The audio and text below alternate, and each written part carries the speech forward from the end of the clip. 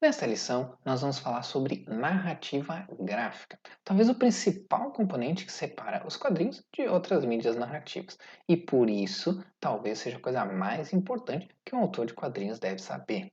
Narrativa é a forma como contamos histórias. De uma maneira geral, a gente conta histórias mais ou menos da mesma maneira, independente da mídia. Mas os quadrinhos têm um jeito bem particular de contar histórias, né? Onde texto e imagem se mesclam num único tipo de veículo que carrega a história de uma maneira que você possa se perder nela, digamos assim, né?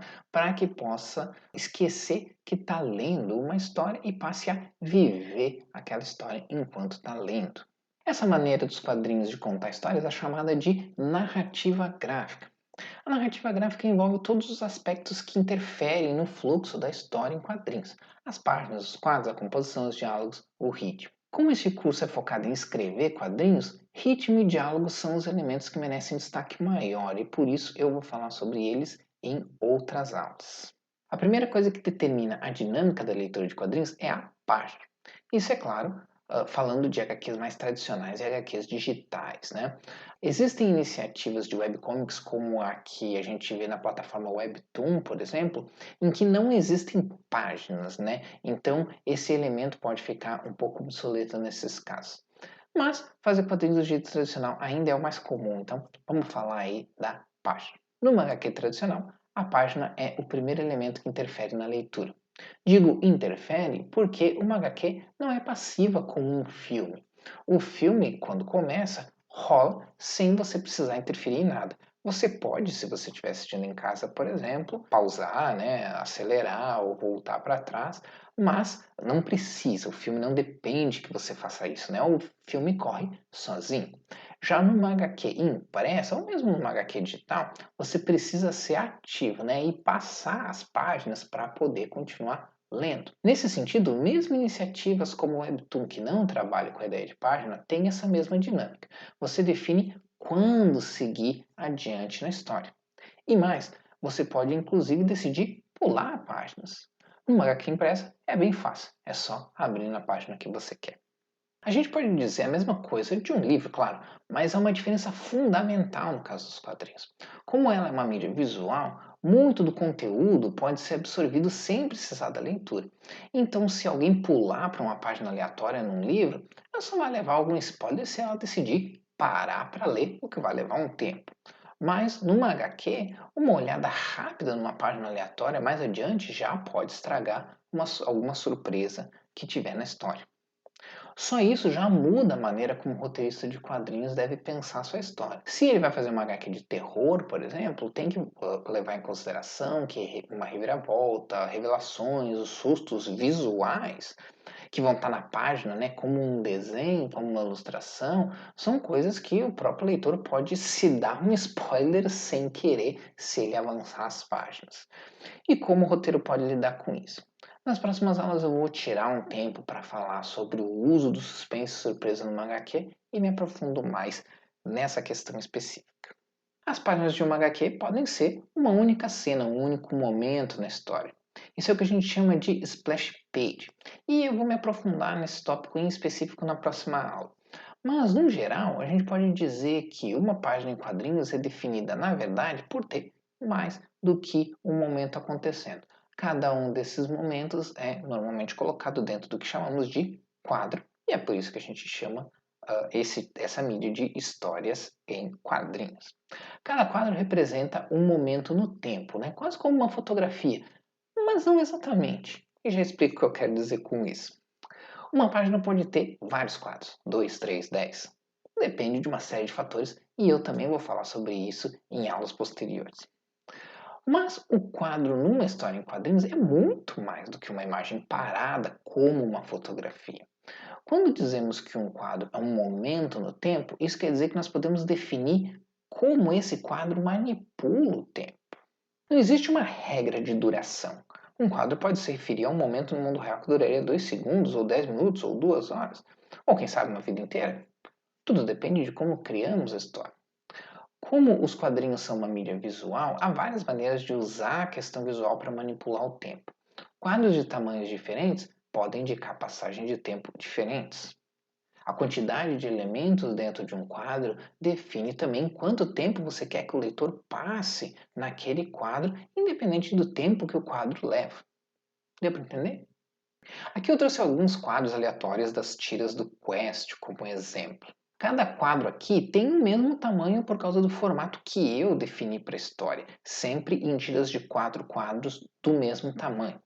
Mas note que, mesmo tendo o mesmo tamanho, cada quadro representa durações diferentes. A explosão certamente é um momento que acontece em um instante, né? Mas o quadro que tem vários personagens falando certamente leva bem mais tempo para acontecer. E tanto o quadro com a fachada da universidade quanto o quadro com as pessoas empilhadas no chão também têm durações diferentes. Quanto tempo você passa nesses quadros? Isso é subjetivo, depende de uma série de fatores, mas uma coisa dá para ter certeza: nenhum desses quadros dura o mesmo tempo. O que eu quero dizer é, você pode escrever um quadro de uma página pensando no quanto tempo esse momento levaria no mundo real. Mas também pode usar esse quadro para fazer o leitor mergulhar na história. Por exemplo, criando um quadro das ruas movimentadas de uma cidade onde a quantidade de informação faz o leitor entender quanto a cidade é poluída visualmente, sobrecarregada. E isso já traz diversos sentimentos que faz o leitor entender a atmosfera do local. E a atmosfera também, às vezes, da história. Mas também vai indicar para ele que é um quadro que ele deve passar um pouco mais de tempo. Mas você também pode fazer um quadro com poucos elementos e indicar para o leitor que aquele é um momento de reflexão. Você pode fazer isso incluindo narração em texto para fazer o leitor permanecer mais tempo ali. É claro que o que faz a mágica de uma história em quadrinhos não é um único quadro, sim a sequência de vários quadros, né? Um depois do outro. Para separar um quadro do outro, nós normalmente usamos um contorno que a gente chama de moldura. Nem sempre um quadro tem moldura, e quadros com e sem moldura trazem impressões diferentes na experiência de leitura. Olha essas duas páginas aí de Sarjeta do Terror Transição. Uma com quadros bem delimitados e outra sem nenhuma divisão entre quadros. Que sensação cada página traz para você? E como isso se relaciona com a passagem do tempo? Pensa a respeito disso. Eu sei que talvez você que quer escrever, mas não desenha, esteja pensando: mas tudo isso é com o desenhista, não é? Por que eu deveria saber sobre isso? Bom, a forma final da história, digamos assim, vai depender do desenhista, claro. Mas entender como uma história em quadrinhos se desenrola visualmente é fundamental para que o roteirista possa conseguir criar uma história que seja orgânica dentro da mídia de quadrinhos e que a leitura seja fluida. No geral, você não vai ficar especificando se um quadro tem ou não tem moldura, por exemplo. Mas é fundamental saber como você pode controlar, né, como você pode construir um quadro. Existem ações no mundo real que podem ser colocadas num único quadro, mas tem ações que não podem porque envolvem movimento, coisa que o quadro não tem, né? O quadro estático não tem. Então, como roteirista, você tem que saber o que dá para incluir num quadro estático e o que precisa ser distribuído em mais quadros. Voltando à sequência de quadros, é aqui que a composição faz a diferença para o roteirista, tá? Apesar da composição ser algo que, na prática, para o desenhista é fundamental desde a hora dele criar um quadro, para o roteirista é importante entender como a composição interfere na experiência de leitura. Por exemplo, é importante saber que a ordem de leitura de uma HQ é a mesma ordem de leitura de um texto, ou seja, da esquerda para a direita, de cima para baixo. Isso é claro no caso das HQs ocidentais. Se você já leu mangás, sabe que, no Japão, a direção de leitura é o oposto da gente. Sabendo disso, se você vai escrever uma HQ descrevendo quadro a quadro, tem que ter uma ideia de como esses quadros estão organizados na página. O desenhista, é claro, vai dar o toque final, pensando num layout, num design que torne a página incrível, mas é você, o roteirista, que vai ter que direcionar o desenhista sobre quais informações são importantes e em que ordem elas devem aparecer. Isso é uma forma preliminar de composição de páginas. Aqui um exemplo, uma página da minha história Noite Casual. Quem fez a arte foi o Frank Tartaros, né? Como eu comentei antes, quando eu mostrei esse exemplo pela primeira vez. E ele fez um trabalho incrível, né? Mas eu não posso deixar para ele se virar com tudo, porque a história tem imagem, tem diálogo, tem som. Eu preciso dar uma boa indicação da ordem com que as coisas acontecem na história, para ele saber compor as páginas e os quadros de maneira que sirva a história e não fique confuso para o leitor. Isso é fundamental. E a composição das páginas nos traz para algo que é importantíssimo para o roteirista de quadrinhos: a composição de cenas. Cena é uma palavra bem vaga que em outras mídias, como o cinema, é usada de maneira bem mais específica. Numa história em quadrinhos, tem quem entenda uma cena como um quadro, por exemplo. Eu acho que é mais útil entender uma cena numa HQ de um jeito parecido como o que é no cinema, ou seja, uma cena é uma sequência de eventos que se desenrolam no tempo e que começa num valor e acaba em outro. Lembra do que eu falei sobre a história ser como uma montanha russa e alternar entre momentos de valor positivo e negativo? Então, entenda como que cada vez que uma sequência começa num valor e termina no outro, isso é uma cena. Vou dar um exemplo.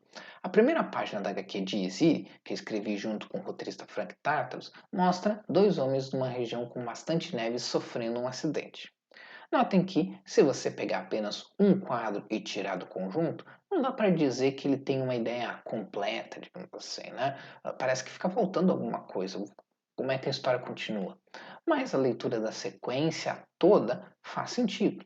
Você pode ficar curioso para saber o que acontece depois, mas sabe o que aconteceu.